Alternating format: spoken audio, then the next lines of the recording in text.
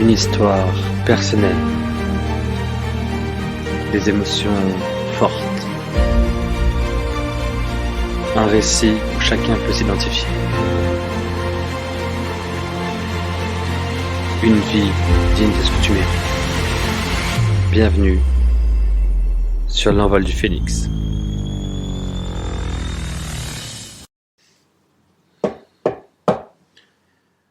Aujourd'hui, le thème du jour, c'est la dépendance positive.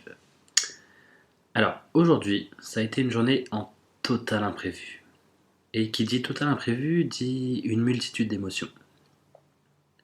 Mais en fin de compte, à l'approche de me coucher, en prenant du temps pour moi, et en acceptant mon rôle d'ermite dans le Human Design, je suis fier de ma vie. Et en énorme gratitude pour tout ce que je vis chaque jour. Et c'est pas si simple d'être arrivé dans cette émotion-là, dont je deviens dépendant, dans cette émotion d'abondance, et d'être en train d'accomplir ma mission de vie. C'est bizarre à décrire, et je pense que le plus simple, c'est quand même de te raconter ma journée. Alors elle a commencé par un réveil habituel, en prenant ma douche froide du moment, car c'est le défi que j'ai envie d'accomplir ce mois-ci, grâce à mon ami Maxime Frost sur Instagram. Une façon de pouvoir évaluer où j'en suis, évaluer ma constance et ma persévérance, qui a énormément évolué depuis que j'ai entamé une thérapie personnellement et que j'ai appris à devenir thérapeute. Depuis que j'ai appliqué les simples préceptes qui vont suivre. Aide-toi et le ciel t'aidera. Ainsi que plus tu t'aides, plus tu peux aider les autres. Enfin bref, s'en est suivi l'achat d'une télé et de fournitures scolaires pour mon groupe d'enfants dans mon travail en CDI actuel. Donc mon travail actuel, c'est je suis éducateur spécialisé dans un foyer d'accueil, donc une maison d'enfants, pour les enfants qui sont placés suite à des violences d'un environnement qui n'est pas convenable pour le développement ou autre. Mais tu sais quoi, je me suis senti heureux à chanter, à écouter de nouvelles chansons, à apprécier le chemin sur la route et surtout, je me suis senti important, utile et ça a pleinement rempli mon ego. Ça paraît bizarre comme ça, mais on a besoin de l'ego, on a besoin de le nourrir aussi. Mais on approfondira cela plus tard. Je ne sais plus où j'en suis. Ah si. Après ceci, j'ai rencontré physiquement une amie que j'avais aidée en début d'année.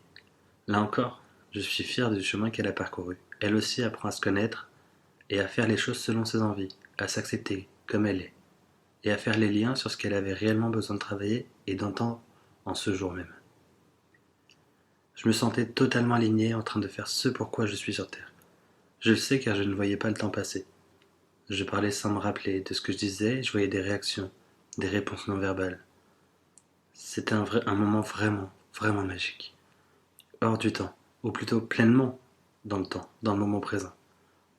Puis une autre amie m'a rejoint et on a trouvé des livres qui nous appelaient, nous permettent d'évoluer encore plus. Ce qui est fascinant, c'est que j'ai posé l'intention il y a quelques semaines de pouvoir expérimenter clairement la personne que je suis, sans filtre, sans masque, sans fuite, et dans l'acceptation totale de mon être parfait dans son imperfection.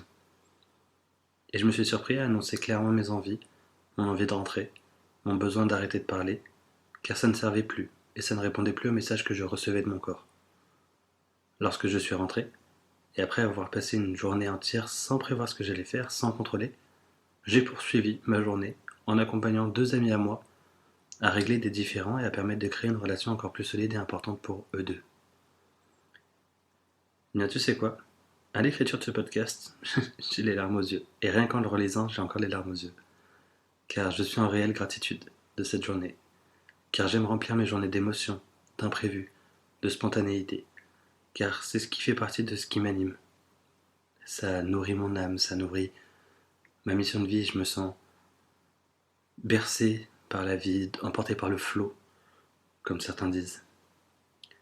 Et du coup, je prends conscience que la communication est vraiment, mais vraiment très importante, que ce soit envers nous-mêmes ou bien envers les autres.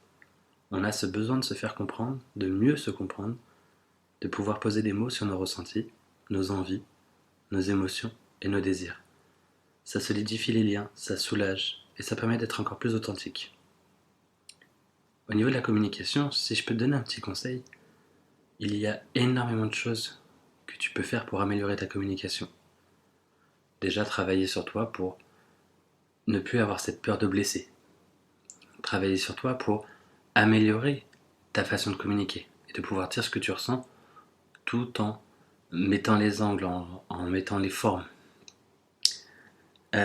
Toutes les formations en PNL, tous les livres en PNL, et si ça t'intéresse, je pourrais même te divulguer un petit peu de PNL, mais la programmation neurolinguistique, c'est comment tu fonctionnes, comment tu vas réagir au niveau de tes paroles, au niveau de ton non-verbal, et tout ça, le travailler te permet d'avoir une meilleure communication, de pouvoir avoir des relations beaucoup plus authentiques, des relations beaucoup plus profondes et beaucoup moins superficielles. À l'heure actuelle, comment je vois les relations, c'est une relation, c'est quand on regarde deux personnes lambda qui vont parler, ils vont parler des problèmes, ils vont parler de leur tenue, ils vont parler sur leurs collègues ou sur leurs amis, mais ils vont jamais partir en profondeur. C'est pour moi ça des discussions superficielles. Bien sûr, on en a besoin, mais ça ne nous nourrit pas. C'est comme le besoin de se divertir et on va regarder la télé et au final, en fait, on ne se divertit pas, on passe juste du temps et on perd du temps.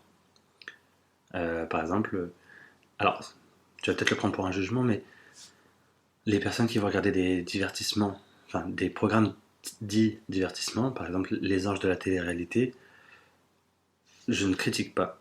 Je pense juste que c'est surjoué et que c'est fait exprès parce que bah, ça crée des débats, ça crée quelque chose qui permet de nouer contact en mode ah t'as vu ça et tout ça. Donc on a l'impression d'être inclus dans une communauté alors que peut-être c'est juste joué, c'est juste une pièce de théâtre et qu'on s'en rend pas forcément compte. Donc encore une fois, je ne juge pas, je dis juste que bah, les anges de la télé-réalité n'est pas quelque chose qui va te nourrir, qui va t'aider à te développer. Donc plutôt que de regarder un divertissement de ce type, bah, pourquoi pas ne pas regarder quelque chose sur apprendre à mieux communiquer, apprendre à exprimer ses désirs. Les conférences TEDx sont très importantes sur ça et t'aident énormément. Et là où je voulais en venir, c'est qu'en fin de soirée, je me suis pris de peur par rapport à mon père. J'ai eu peur de devoir revivre un ascenseur émotionnel et de voir son état s'améliorer pour ensuite se dépérir. Pour la petite histoire, il y a de ça 10 ans maintenant, donc en 2012, mon grand-père a été hospitalisé suite à un arrêt cardiaque ou autre, je me rappelle plus trop les détails. Et donc du coup, il fallait faire une opération cardiaque, donc une opération du cœur, à cœur ouvert, donc dans un milieu stérile, tout ça, pour pouvoir poser un stent et pouvoir lui permettre de repartir et tout ça. Donc il a eu cette opération, sauf qu'il a été suivi après bah, pour pouvoir voir si ça s'améliore et tout ça. Il était toujours hospitalisé, il était sous artifice respiratoire. Enfin bref, on n'est pas là pour, on n'est pas là pour partir en dépression.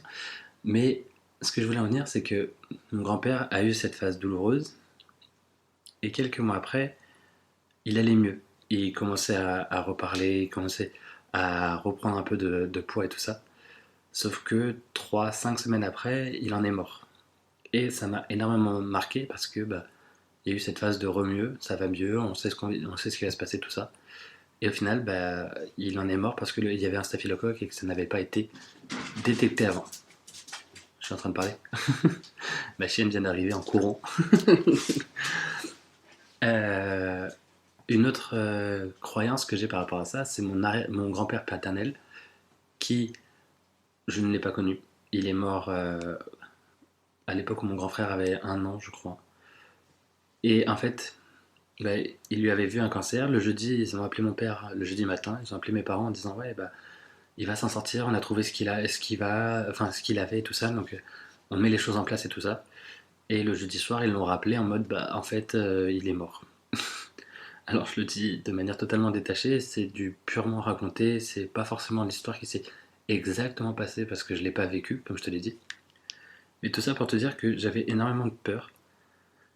Et là où je voulais en venir, quand, euh, c'est que j'ai pu appliquer ce que je viens de dire. Donc j'ai pu appliquer de poser ses mots, pouvoir mieux communiquer, pouvoir exprimer ses émotions. Et j'ai senti énormément d'amour de la part des personnes qui m'ont écouté.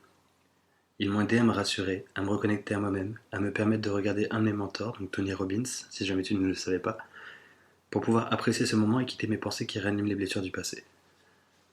Euh, j'ai fait ce choix dans mes réseaux, dans mes façons de parler, de pouvoir être totalement authentique et je le mets sur les réseaux quand ça va pas, quand j'ai un moment de doute ou autre. Et je sais qu'il y a beaucoup d'entre vous qui m'écoutez et qui êtes là pour moi, qui interagissez dès que vous voyez quelque chose pour pouvoir m'aider, pour pouvoir m'accompagner, me dire des mots dont j'ai besoin et je vous en remercie énormément. Alors peut-être que tu te dis que c'est une journée énorme en quantité d'émotions. C'est vrai, totalement. Mais je sais que c'est ma façon d'être. C'est moi et mon corps, on en a besoin. D'où le sujet de ce podcast. Notre corps, c'est une entité, un véhicule qui se nourrit des émotions, des pensées, des paroles qu'on lui donne. Je m'explique. Lorsque tu penses quelque chose, tu te le dis et tu associes direct une émotion.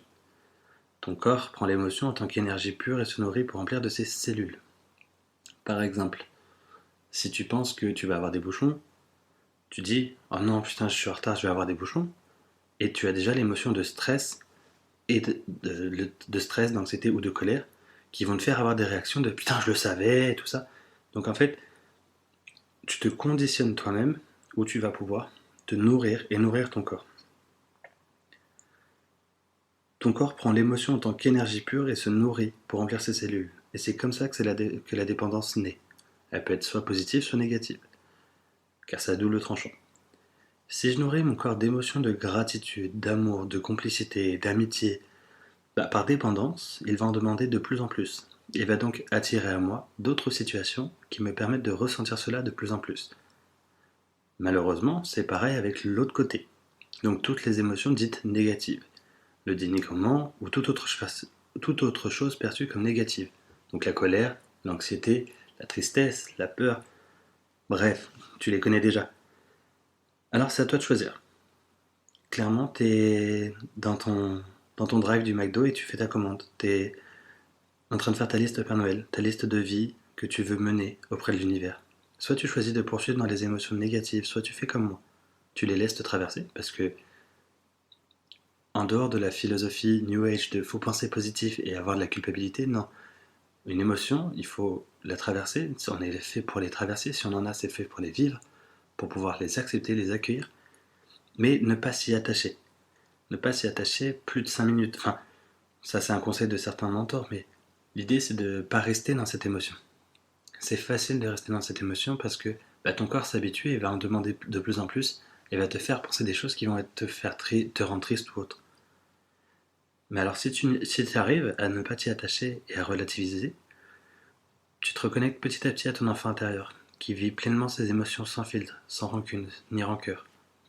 Vous regardez un enfant dans une cour de récré, et bien clairement il peut passer du rire aux larmes, de la tristesse à la colère, et toutes les émotions, il peut les vivre en moins de 5 minutes.